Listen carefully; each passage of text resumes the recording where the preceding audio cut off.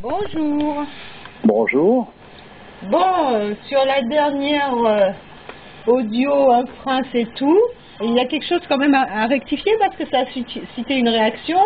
Et en fait, je pense pas que l'on ait contredit René Guénon en disant qu'en dehors d'un cadre initiatique, il y avait un salut pour tous. Alors j'aimerais que tu rectifies un petit peu tout cela, s'il te plaît. Oui, je vois, mais oui, mais c'est pas, il n'y a pas une contradiction. Guénon dit que c'est une nécessité d'un cadre initiatique, c'est vrai. Il a raison d'ailleurs, parfaitement raison. Simplement, ce qui se passe, c'est qu'il a peut-être pas levé le lièvre à ce moment-là, mais quand il y a une absence de cadre initiatique et que quelqu'un est prêt pour recevoir une initiation, il faut bien qu'il y ait une possibilité, autrement, où est la justice? Ce qui veut dire que Dieu se charge de tout ça. Et Guénon a été parfaitement d'accord avec cette posture, sans compter que je crois qu'il en a parlé à je ne sais plus quelle occasion. Voilà, il n'en a peut-être pas parlé dans son livre Aperçu sur l'initiation, c'est possible, mais ça en reste comme ça. Et il y a une nécessité effective d'initiation, c'est vrai. Mais comme je dis, en l'absence de personnages, Dieu se charge de le faire directement. Voilà. Oui, parce que tous les gens qui n'ont pas l'occasion de rencontrer un maître spirituel, donc pour eux, niet. Ce qu'il faut savoir, c'est quand quelqu'un, un maître, il donne une initiation, c'est Dieu qui donne cette initiation par la main de ce maître, qui est totalement soumis à la volonté de Dieu. De toute façon, je dis, tout est tracé d'avance. On ne peut pas revenir sur la destinée parce qu'on en a déjà, je crois, suffisamment parlé, mais il n'y a rien qui est laissé à volo. Et Dieu s'occupe de tout. Dieu a pour chacun, quand je dis chacun, même le petit oiseau qui est dans son coin de nid en train de... Même la petite fourmi sous une pierre. Voilà. Il a des égards pour cette petite fourmi, comme tu dis, comme s'il n'avait qu'elle à s'occuper. Donc, qu'est-ce qu'il y a à craindre? C'est pas là qu'il faut commencer à tourner en rond pour savoir si ça va faire, ça va pas faire, etc. Il faut se mettre dans la posture réceptive de ces choses-là, ce qui veut dire que si quelqu'un appartient à une tradition, qu'il accomplisse ce qu'il lui est demandé avec ferveur le plus possible, qu'il tente de s'approcher, qu'il demande à Dieu la possibilité de s'approcher de lui. Comme disait la petite Thérèse, Seigneur, je vous supplie de m'ôter la liberté de vous déplaire. Voilà, voilà ce qu'elle demandait. Donc il y a des possibilités d'avoir un contact direct avec le centre de cette façon-là. Et on verra bien ce qui nous arrive. C'est pas panique à bord. Panique à bord, ça se situe à un autre niveau. Ça se situe dans la manière dont effectivement on est en train de sombrer. Alors ça, je suis bien d'accord qu'il y a de quoi paniquer. Oui, on peut considérer que Dieu est la bienveillance en tant que telle et que c'est pas le bâton là qui nous attend pour nous taper dessus à chaque mauvais pas. Je crois qu'on a déjà fait passablement d'audio concernant le moralisme à outrancier là, où il y a toujours ce bâton et la carotte. Il faut arrêter un peu avec ça, quoi. Ben oui. Il faut savoir que Dieu est tout et qu'il est la miséricorde en tant que telle. Il ne veut pas nous arriver autre chose que le mieux qui puisse nous arriver. Simplement, on n'est pas apte nécessairement à le voir comme tel, puisqu'on ne comprend pas les tenants et les aboutissants. On ne fait que de vivre des événements dans un monde, c'est-à-dire dans une dimension. Et tout le restant nous échappe. Mais c'est ce qui nous échappe qui est justement, qui une fois pénétré, te montre la dimension de tout ça. Si on veut s'en tenir uniquement à ce qui est visible, regarde pour un chrétien, qu'est-ce qu'il a vu? Le Christ qui est venu, qui a parlé d'amour de partout et qui s'est fait crucifier jeune, planté sur un bout de bois. Là, je sais bien qu'il y a une signification, mais il faut comprendre le symbole, puis savoir alors qu'est-ce qu'il apportait, d'où venait-il, qu'est-ce qu'il a apporté à l'humanité, qu'est-ce que représente cette miséricorde dont il a tant parlé et qu'il a manifesté à tout propos. Bon, symbole remis en question par les docteurs de la loi musulmans. Oui, mais bon, ça, on peut tout remettre en question, c'est pas un souci. Ça fait partie de la rhétorique. Platon, on avait déjà fait toute une polémique, la rhétorique de Platon, il n'y a qu'à aller voir. On peut prouver tout et son contraire. Ouais. Voilà. Bon, tu disais que là où il faut voir la panique à bord, c'est dans le contexte dans lequel on évolue actuellement. Effectivement, c'est vraiment une catastrophe. Là, oui. alors tout est fait pour appauvrir la population, mais en même temps, il y a des lois qui commencent à surgir, là, notamment à Marseille. Un arrêté qui a été fait contre la mendicité, tu vois. Les gens n'ont plus le droit de mendier, tu vois. Donc, tu es dans la rue, mais tu n'as plus le droit de mendier.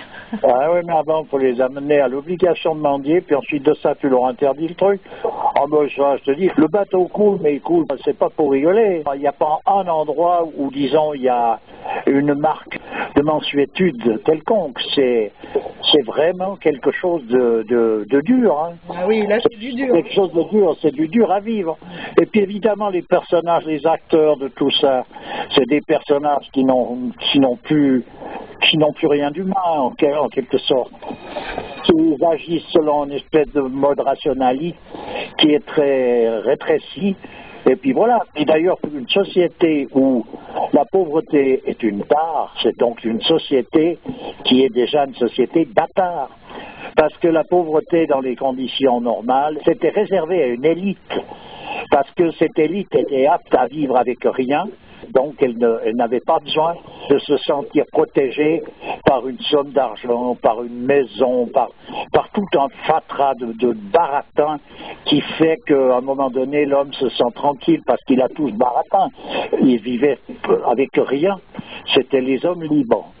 Actuellement, la pauvreté est devenue une tare. Et l'élite, c'est ceux qui en ont le plus, de matériel. Mais ça, c'est un renversement total du symbole, un renversement total de la société. C'est tout. Et actuellement, ce renversement se manifeste à tous les étages. Je vois en ce moment, là, il y a eu tout d'un coup une liesse parmi, qui était plus ou moins déguisée parmi le monde occidental, parce que, ce qui s'appelle Kadhafi est tombé, là, et il s'est fait tuer. Bon. Alors, quand tu regardes les choses comme elles se passent, et que tu vois ces chiens enragés, qui ont lynché ce bonhomme, que je ne veux pas défendre, ou pour une raison ou pour une autre, je ne le connais pas.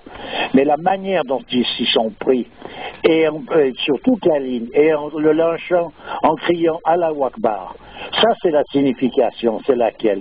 C'est pour détruire ce que représente l'islam, parce que ce n'est pas ces chiens enragés en criant Allahu Akbar qui sont en train de faire une démonstration de ce qu'est l'islam, ils sont en train de lutter contre et de la démolir de l'intérieur, comme ça a été fait avec le christianisme. Tu comprends? Voilà. Ils ont crié Allahu Akbar, comme ça tout le monde va dire, tu te rends compte, cette religion où ils sont en train de massacrer les gens, etc. Rebelote et bisbedère. On est toujours dans ce côté insidieux, pourri, c'est pourri jusqu'à la moelle. Et les personnages qui ont accompli ce meurtre, le peu qu'on peut en voir, on voit bien que c'est des fous, c'est des chiens enragés fous. Et qui crient en plus Allahu Akbar. Donc on est dans une période dramatique, c'est en tout cas la démonstration de l'état dans lequel se trouve actuellement l'humanité. Et ça, c'était là pour la Libye et puis pour Kadhafi, mais je vais te dire, ici, dans l'Europe, il est en train de se préparer des événements similaires. Si personne ne les voit, bon, c'est qu'ils sont encore plus myopes que moi, pourtant moi j'en tiens une. Hein. Mais de toute manière, l'être humain a toujours été barbare. Quand tu vois, par exemple, à la Seconde Guerre mondiale, les femmes qui avaient soi-disant trahi pour avoir été avec des hommes allemands, le sort qu'on leur a attribué, la famille des tsars, là, les Romanov, je crois, tu sais comment ils les ont pendus par les pieds, parce qu'ils se sont déchaînés sur les cadavres, etc. Je veux dire, l'être humain est quand même spécial, hein. Même dans le règne animal, c'est pas aussi barbare. Non, bien sûr que non. Mais disons que je dirais pas que ça a toujours été, parce que plus on monte dans le temps, moins ce genre de manifestation était quand même d'actualité. Ça va en s'aggravant. Il est vrai que le cycle dans lequel on évolue est le dernier des cycles qui se finit d'une manière catastrophique. Donc on arrive à ras le crouton de cette fin de cycle, et donc les choses s'aggravent de plus en plus, disons, voilà. Mais c'est pas d'aujourd'hui qu'il se manifestent des saletés faites par des personnages qui se veulent je ne sais quoi. D'ailleurs, on ne peut pas se mettre à leur place nécessairement. Mais on voit bien qu'il s'agit de gens qui sont simplement, sont des fous, tout simplement, voilà. Mais moi j'ai l'impression que tout le monde est fou sur cette planète. Oui, peut-être bien dans une mesure, mais là on voit bien que c'est des fous enragés. Ouais, des fous furieux. C'est des fous enragés. Et tu vois cette coalition qu'il y a ça, dans le monde occidental pour détruire le peu qui reste de quelque chose qui a un peu de valeur, et puis surtout de détruire la concurrence que pouvaient représenter des personnages tels que Gaddafi, là, qui vient de disparaître. J'entends, c'est pitoyable. C'est pathétique en réalité. Simplement, il y a un côté révoltant, c'est de voir que ces chiens galeux ont en quelque sorte l'autorisation de mordre impunément. Mais ça, je pense que c'est aussi du provisoire, dans le sens qu'à un moment donné, il y aura des réactions, et puis après, ceux qui pendaient les uns seront pendus par les autres, etc., jusqu'au dernier. Hein. On peut dire, mordra bien qui mordra le dernier. Ouais, c'est un peu ça, mais en tout cas, disons que toutes les possibilités devant se manifester, il y a bien un moment donné où celui qui est le vainqueur, tout d'un coup, est le vaincu, jusqu'à disparition de tout ce fatras qui finalement est l'expression même de la fin de ce cycle. Puis voilà. À part ça, bien t'as vu, on a parlé de la drogue récemment. J'ai vu qu'il y avait une nouvelle drogue qui était arrivée sur le marché. Waouh. C'est dramatique. Oui. Alors là, ça te crée des nécroses internes, enfin épidermiques. C'est du délire, tu vois, les membres des gens avec les os qui sortent et tout, c'est horrible. On n'arrête pas le progrès. Alors c'est fait avec des médicaments qui contiennent de la codéine apparemment, ils rajoutent des espèces de poisons dedans, je sais pas quoi, enfin des trucs très... Enfin c'est un truc vraiment, du soufre, enfin bref, c'est une catastrophe. Hein. Il y a d'ailleurs quelque chose aussi qui était assez intéressant à voir, c'est qu'il y a des tas de choses où c'est très difficile de connaître la manière dont il faut s'y prendre pour obtenir tel ou tel résultat. Mais s'il s'agit de fabriquer un poison mortel, tout le monde sait l'apporter, tout le monde bientôt. C'est pas un souci. Donc il y a aussi là un côté insidieux qui correspond à ces stratégies de réduction de population. Ah bah oui, alors là... Voilà, et puis ça, voilà dans quelle eau est-ce qu'on est en train de nager. Et comme je l'ai déjà dit, même la vermine n'en voudrait pas. Il n'y a que l'homme qui peut descendre en dessous de tout. Comme l'homme peut être donc en dessus de tout, il peut aussi être en dessous de tout.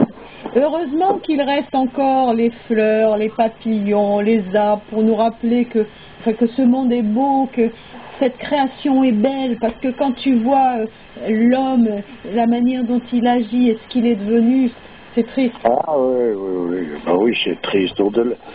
Ça va même au-delà de la tristesse. C'est pitoyable, voilà. Mais c'est comme ça, il faut passer par là. On t'a donné un joyau et puis tu en as fait un détritus. Oui, c'est ça. C'est quoi le contraire? On te donne un joyau, c'est quoi? Il faut que tu nous le rendes? C'était, voilà, je te donne ce diamant. Tu pourras user des fruits de ce diamant. Mais n'oublie pas qu'il faut me le rendre intact le jour où je te le demanderai. C'est qui disait ça? C'est la parole de Dieu, ça. Exprimée par un personnage dont je ne me rappelle plus le nom. Et à la place de ça, c'est un détritus qu'on va rendre. Bien sûr, ça faisait partie du possible. Je dis, comme toutes les possibilités doivent s'épuiser, même celle-là aussi, il faut qu'elle y passe. Simplement, quand on la vit, on trouve ça un peu étrange, puis on se dirait que ça aurait pu être autrement, bien sûr.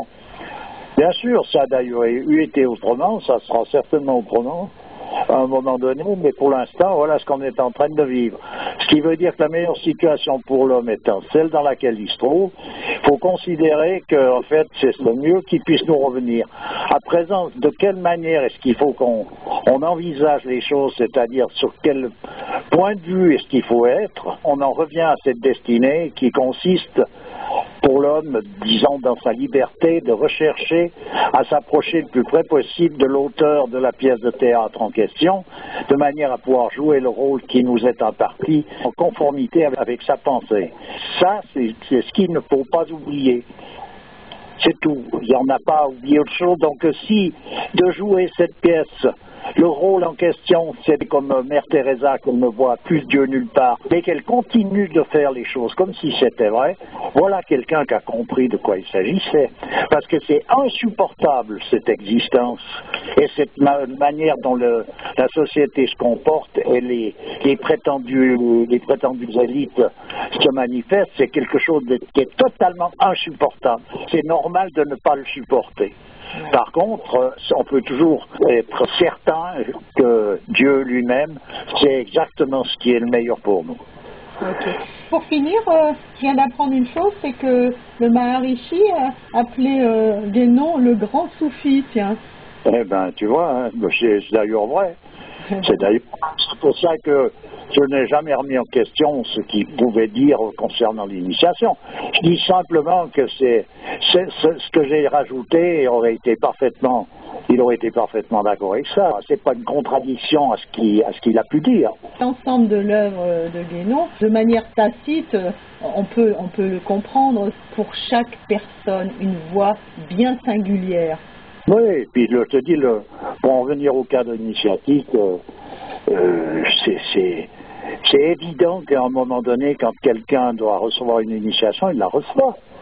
C'est pas l'homme qui choisit sa voix, c'est la voix qui choisit l'homme. Ça me fait toujours penser à la chanson de Renaud, là, c'est pas l'homme qui prend la mère, c'est la mère qui prend l'homme. Oui, je comprends. Ok. Eh ben, écoute, je te remercie. Ben voilà pour ça, parce que c'est important de remettre ça en place, puis voilà, parce qu'il n'y a aucune contradiction avec un homme comme Guénon.